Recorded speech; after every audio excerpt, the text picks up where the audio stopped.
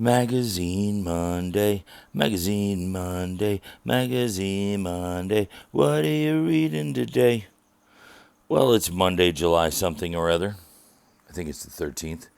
And I have the SW 1000 out on the mini diorama, the micro diorama. I love this locomotive. I've always had a little spot in my heart for the Ready to Roll series of the Athearn SW 1500, SW 1000 series. This is a 1000.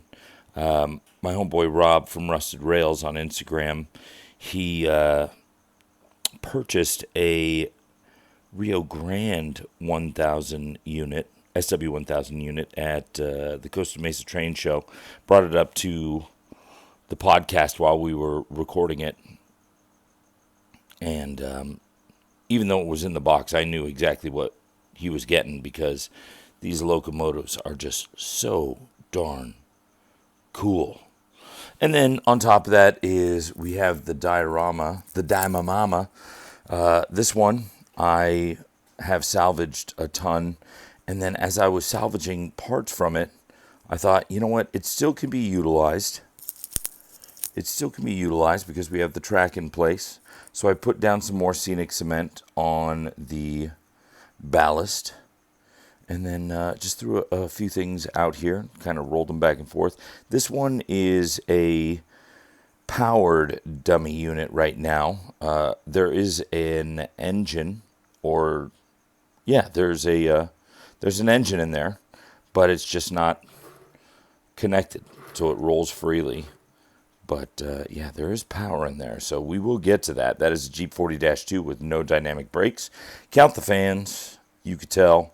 And here's the model railroader we're getting to today. I showed this on another Magazine Monday. Yeah, let's get that chair out of the way. Magazine Monday, January 97. This was the very first model railroader magazine I received in my subscription to Model Railroader magazine back in the day when I was a young blood. Not the very first Model Railroader magazine I purchased, but still. This is not the exact one because that one I had dog-eared so much from just looking through it. But very quick shout out to my buddy Chris Norman, good friend of mine. I've gotten to know him over the years. Was a fan of the Instagram page at first just by meeting him at the San Diego Model Railroad Museum. Shortly thereafter, we struck up a friendship, and now, years later, he's doing quite well for himself. Good job, Chris. I love you much, man. He sent me this 82-foot Trinity reefer that he custom did the graffiti on. Now, first of all, Chris, shit hot. Good job, bro. This looks great. I love your graffiti work. Decaled, whatever, whether it's decal or not, I believe this is decal. I would assume this is decal. It's very tight graffiti work. But if you notice even when you do the graffiti work on your boxcar, smooth side, rib side hopper, gondola, always keep the graffiti to the south. Keep it on the bottom of the boxcar. I see guys that graffiti all the way up here, and unless you have not even a step ladder, a full-size ladder, how are these guys graffitiing up on the top of the boxcar? One will never know. So the more common area that the graffiti is applied is right along the frame rails, along the edging.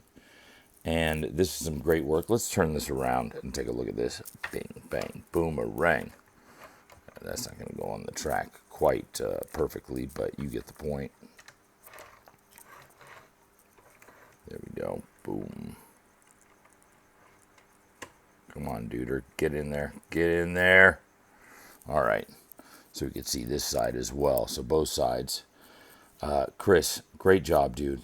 Great job. So when you're applying your graffiti, stay to the bottom. You know what I mean, mate? Yeah, get that nice bottom on there. Chris, thank you so much. Thank you so much for the care package. And you're the man, dude. Thank you, thank you, thank you. And what a beautiful piece of art this is. All right, let's get to it. Bing, bang, boomerang.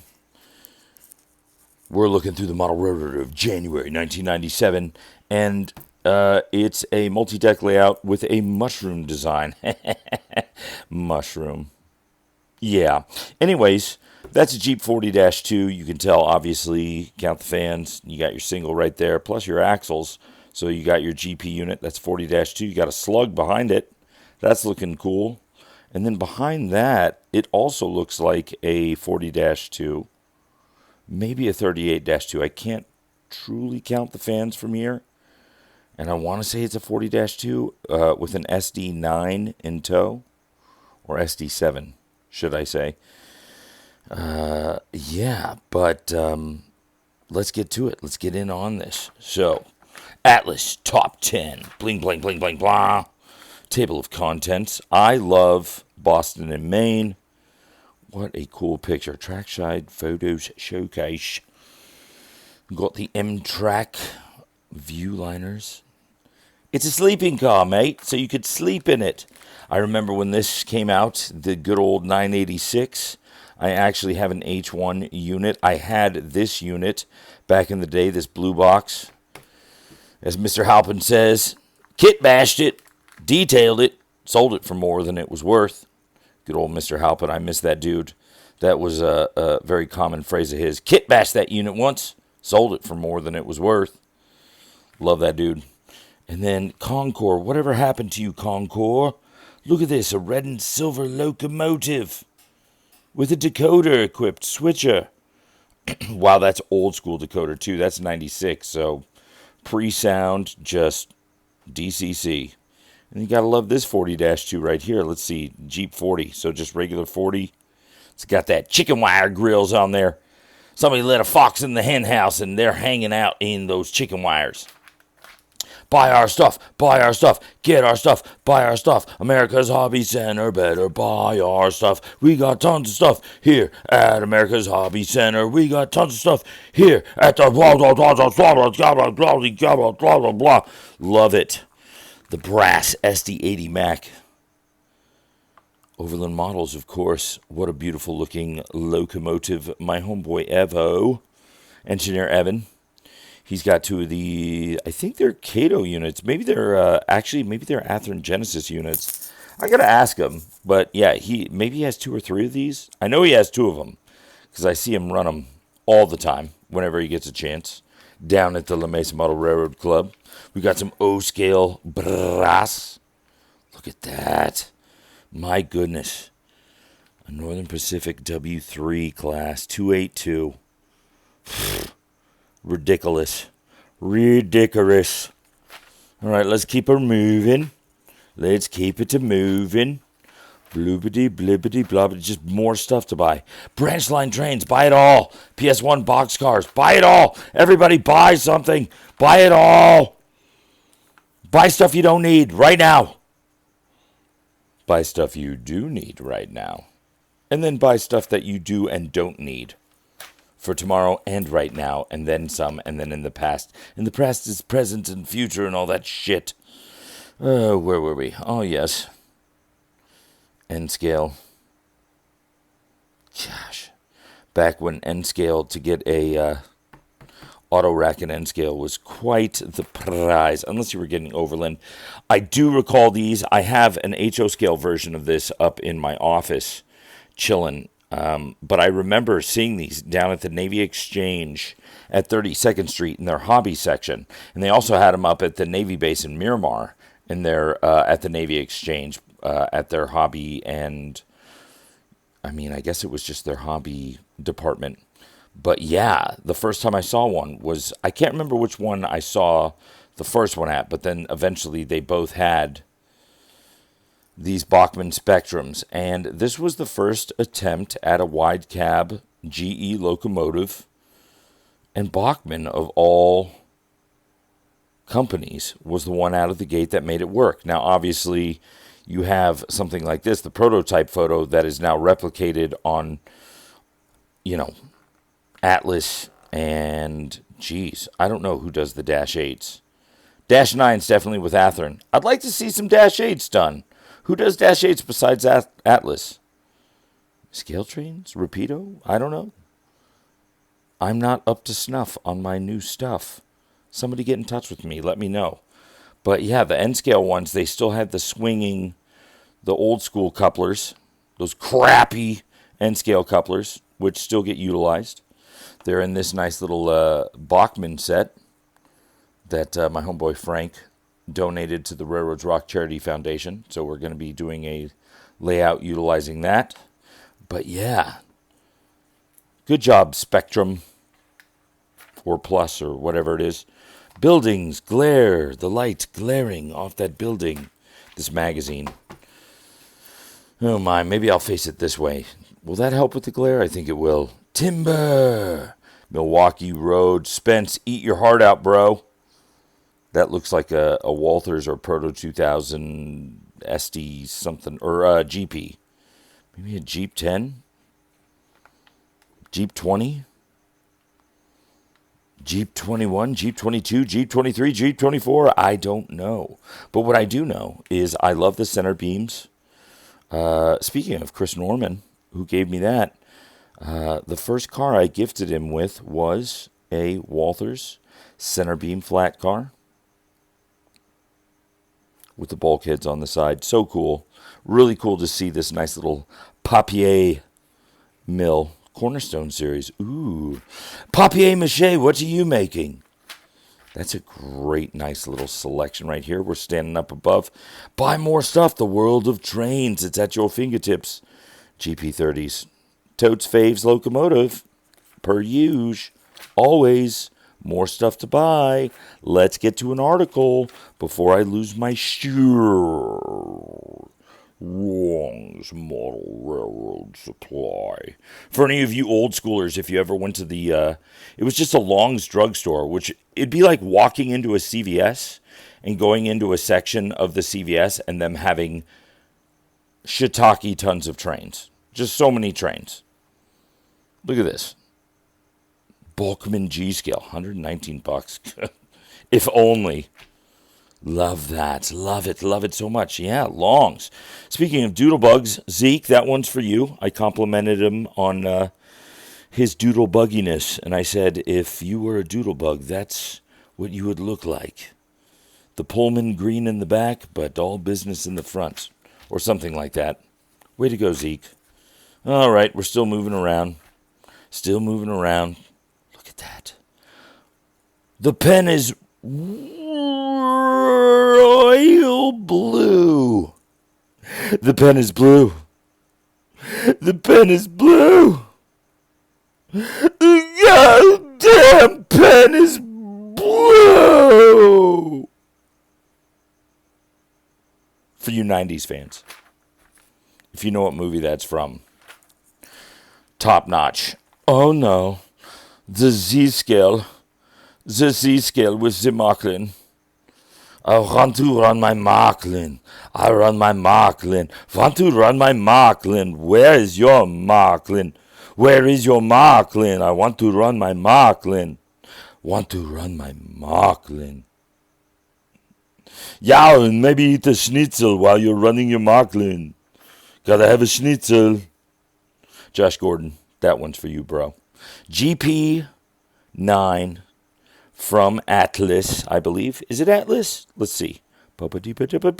Atlas. Great locomotives. I need to bone up on my Atlas GP locomotives.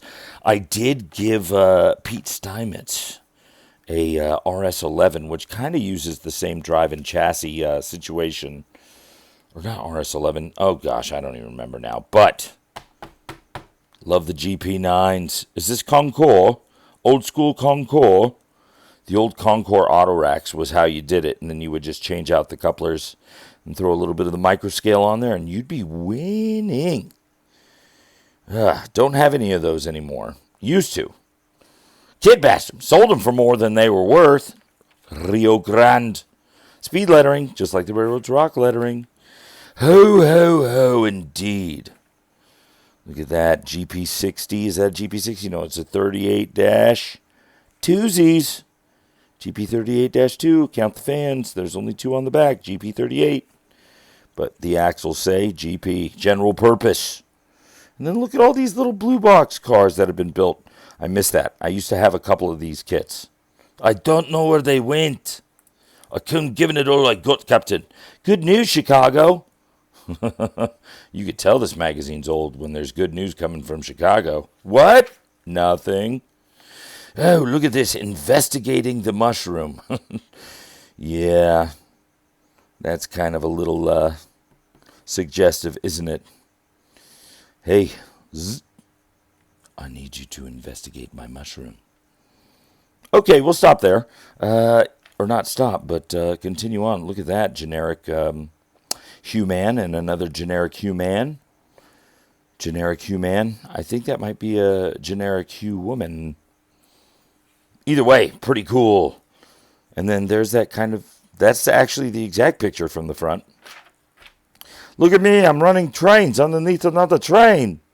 That has got to be a, oh, that's a 40. That's a Concours GP40, because they had that stupid divot in the middle of the tank. And I'm like, why'd you guys put it there? But they did. And now we have a mushroom. And now we have other types of mushrooms with the guy underneath and the guy up top. Look at how excited this guy looks. Yay for me. I don't know if this is a toupee or just a nice hair beanie. But that's that. Yay for me, more stuff. Now that's cool.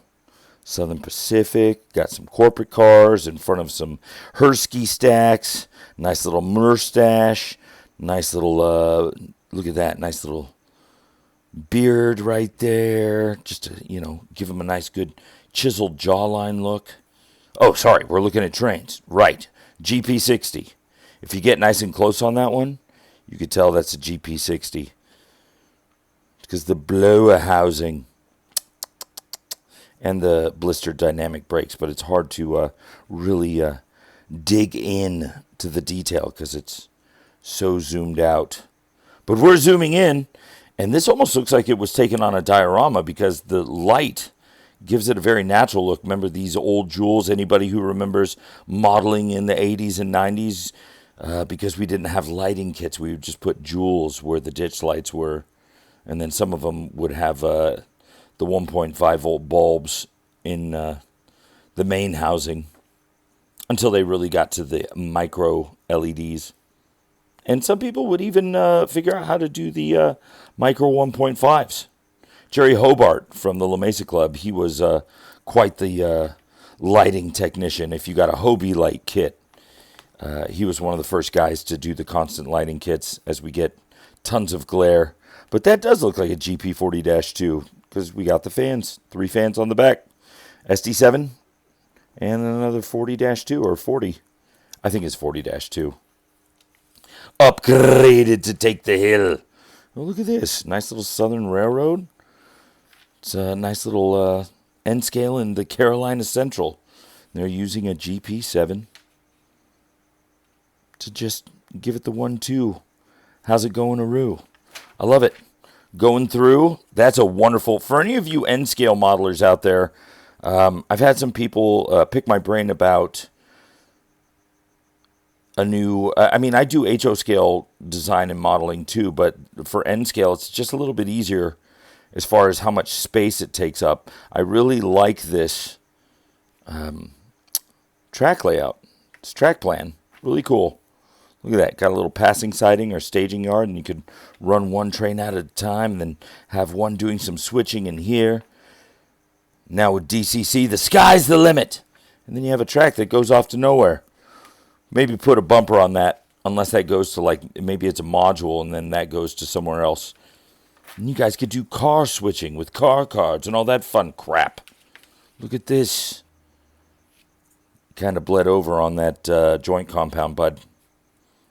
Put some pads in the middle of that. I love all of this technical information. Look, you can use a paintbrush to apply paint. They don't just come in spray cans, even though I'm a big rattle can fan. Rattle can! That's a great shot. I love that shot. Let's get in tight on that. All right, somebody screenshot that. That looks great.